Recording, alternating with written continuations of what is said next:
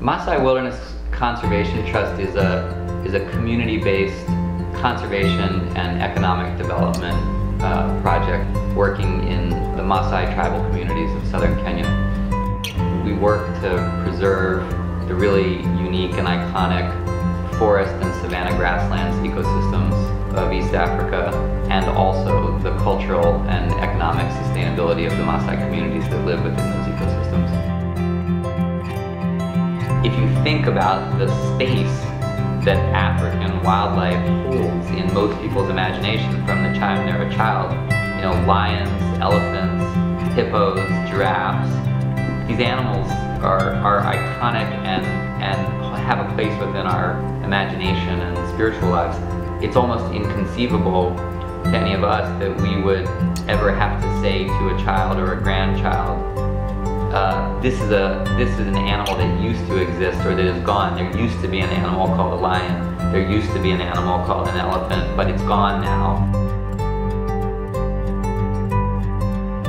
It's very heartbreaking to think that we wouldn't be able to pass that world on to our children, and yet it's very possible. An enormous amount of that threat is driven by the needs of desperate poor people who don't have other options.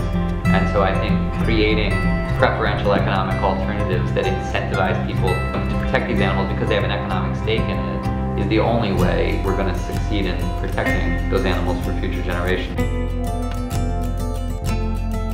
MWCT represents a really critical model.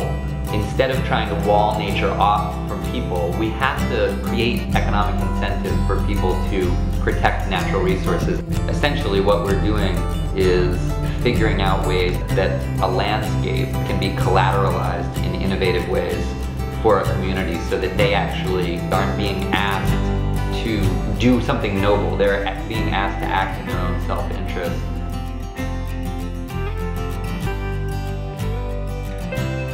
Success in a place like these Maasai communities is very important because it demonstrates that model and becomes something that people will replicate in lots of places where critical forests, critical watersheds, critical fisheries are under severe threat, and where local communities, small local communities, have to be engaged in a participatory way in understanding that it's in their own long-term best interest to be stewards of those ecosystems.